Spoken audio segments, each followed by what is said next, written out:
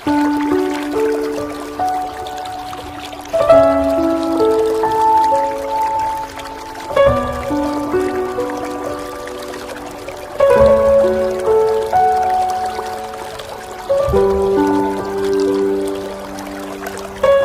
yang Masya Allah, yang berkaitan dengan kecintaan yang ketiga dari Abu Darda tadi.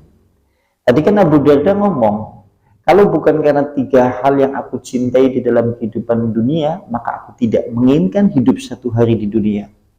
Yang aku cintai di dalam kehidupan dunia ini adalah berpuasa di hari yang panas terik, kemudian sujud di tengah malam.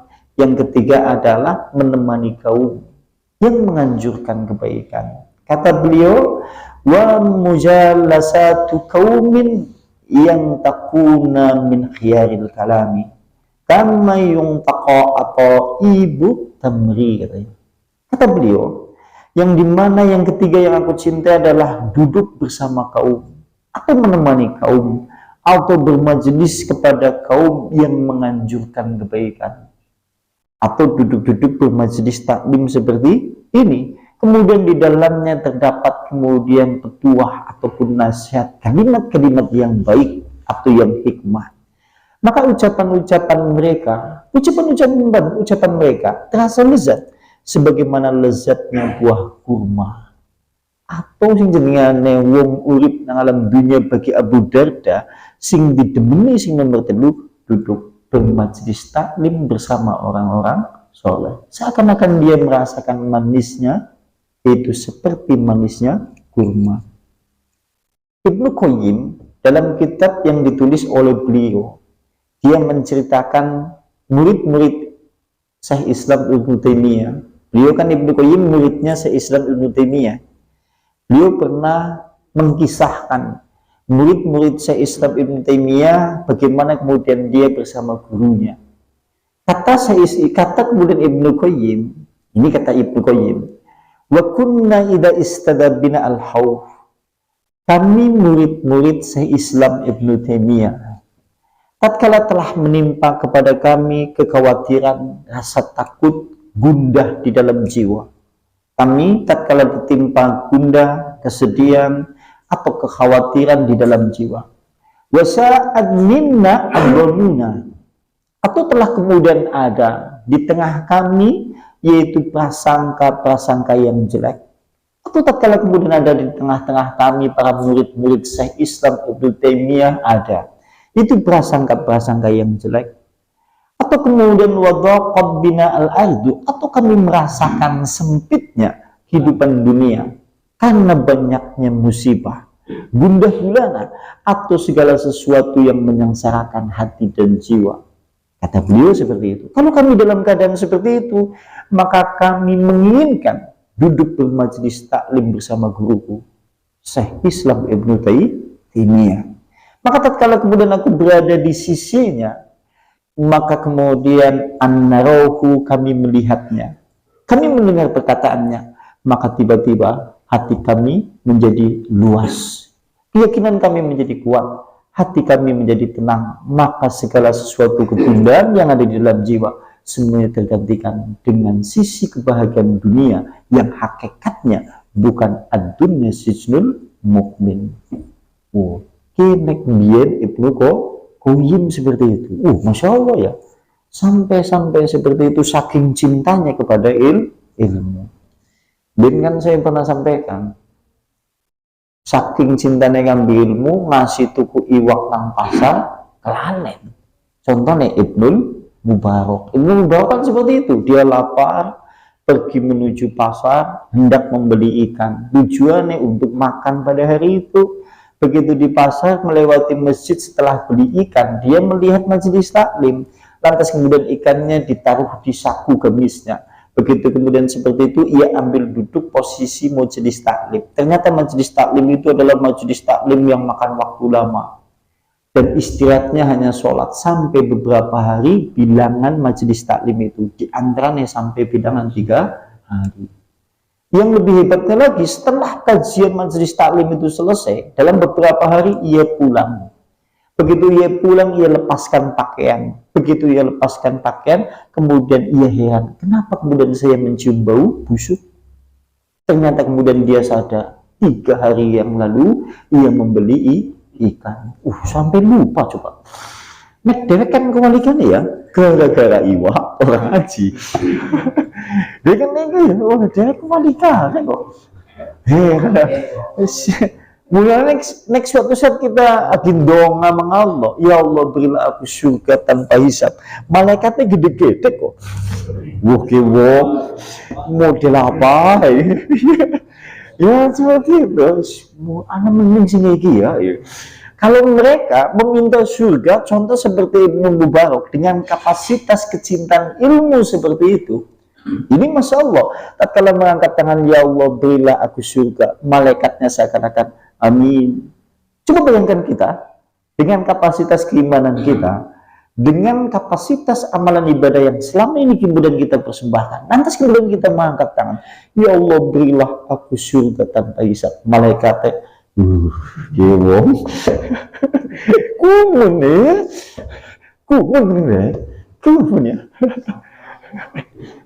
ada jaluk surga tanpa hisab.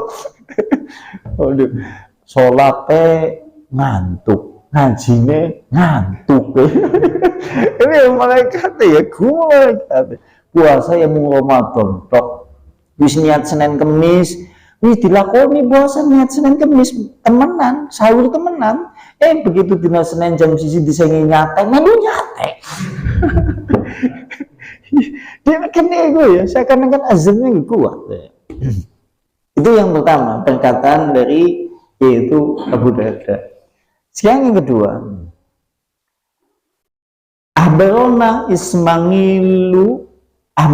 Ismailu benu Niyas, dari telah memberitahu kepada kami Ismail ibn Iyas, dari Ubaidillah Al-Kalami, ngan Bilal bin Sa'ad, ngan Mikdad, jadi dari Mikdad.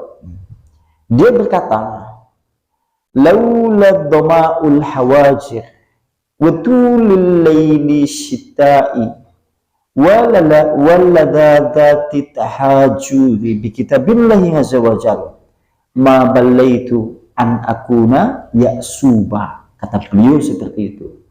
Kata kemudian Mikdad, dia berkata, kalau bukan karena haus berpuasa di tengah hari, kalau bukan karena haus berpuasa di tengah hari yang cukup panjang, dan kita tahu puasa di Arab ada puasa musim panas, ada puasa musim dingin. Nek puasa musim dingin, subuh kimandanawan sekitar jam 6, jam 7. Engkau bukan jam 5, kasih puasanya ya. Tapi nek puasa musim panas, subuh kasih 3:30 wis subuh. Tapi engkau bukannya jam 10 wengi.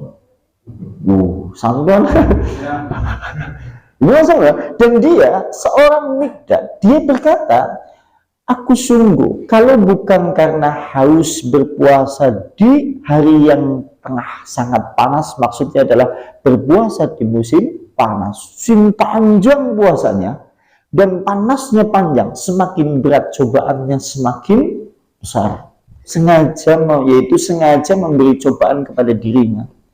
Di bulan Ramadan, ia ambil semua makanan yang lezat-lezat, ia hadapkan di hadapannya. Maka ia merasa, kalau seandainya kemudian ada hadapan makanan-makanan yang lezat, dia menginginkan makanan itu, tapi dia masih menahan untuk tetap berpuasa, maka pahalanya besar. Ini gak musibah dapat. Pada besok lagi puasa, nyedak warung, mau ngadek kayak ketok dalam mau mangan. Ini gimana? Oh iya kan, gak musibah dapat. Kenapa itu? Ini seperti itu ya. Ini suatu yang Masya Allah. Kata beliau, atau panjangnya malam di musim semi dan lezatnya sholat tahajud.